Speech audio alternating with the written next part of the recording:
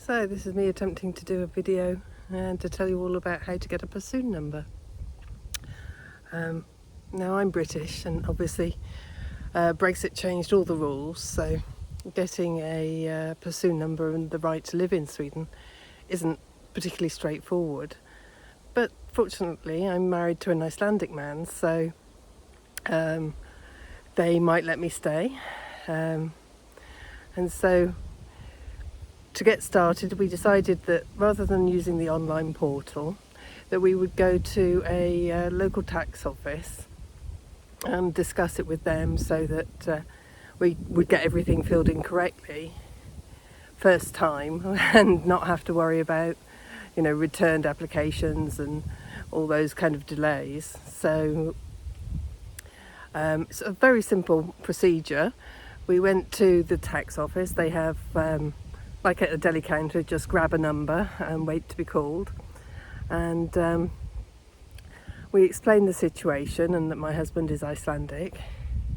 And so they have computers set up there, and they helped us fill in the applications for both of us. And there was definitely a few points in the process where we would have put the wrong thing. And so it was definitely worthwhile going there. And they were so helpful. It was amazing. I was really surprised, given it was the tax office. And so they printed out all the forms there and then for us. And then we had to go to a different tax office to have a photograph taken to match with the application ID, etc. So we did that a couple of days later.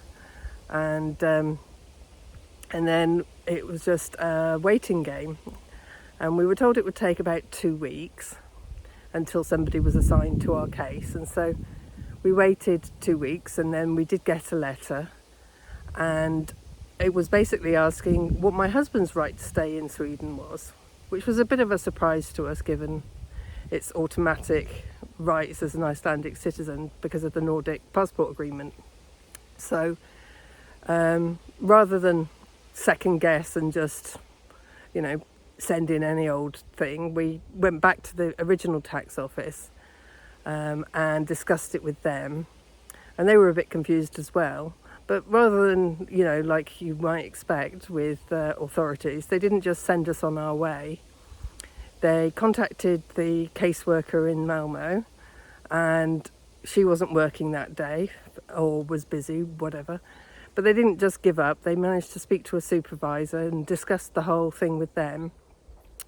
And then they came back and explained that they weren't entirely sure, but we should write a letter explaining that he's Icelandic and I'm his wife, etc., etc. But they did say that if we included evidence that he's able to support me and that I wouldn't be claiming benefits, that it would probably go quicker. And so that's what we did. We went home, we wrote the letter, printed it out, got all the bank statements, but obviously a job contract or whatever would have worked just as well.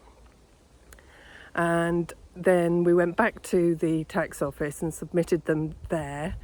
And so they were able to date stamp them as that day. So again, we didn't lose time waiting for postal deliveries and internal mail to get to the right person and all of that. So that, I think, really speeded everything up for us. And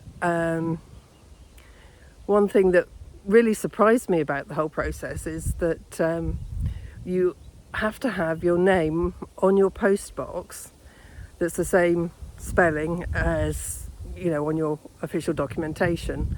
Otherwise, they won't deliver mail to the address. It'll be classed as undeliverable. And so I suspect that might have delayed our whole thing by a few days because we hadn't put out our post box with our names on yet because we weren't expecting such a quick turnaround. But anyway, so we did get the letter and we fulfilled all the things that we thought we needed to. My husband needed to have his number changed. He had a Personnummer already from going to school in Sweden, but it had been deactivated due to the amount of time he'd been gone. And it took a bit of time to find it because they had his name spelt wrong. So in the process of reactivating the number, we asked them to correct the spelling at the same time. And so we fully expected his to come through before mine, given that it already existed. And but as it turned out, both of ours arrived on the same day. And yay! Woo, woo, woo. I had been accepted. I'm allowed to stay in the country. And the relief was immense, as you can imagine, because everything was depending on being in Sweden. And I couldn't afford to move back to the Netherlands, and definitely wouldn't have been able to rent anywhere there anyway. So that was massive. And so then that meant that we could apply for a Swedish ID card. And then following that, we would be able to apply for a bank ID and get Swish and all the things that you need to actually live here in Sweden. And so my top tips would be go to a local tax office and fill in the forms there. Don't wait and don't try and use the online portal, because you'll probably make mistakes. And make sure your postbox has your name on it. And that way you'll avoid all the delays.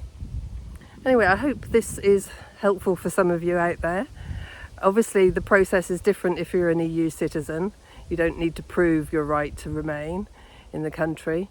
And if you're from America or another country, then obviously you need to check what rules apply to you.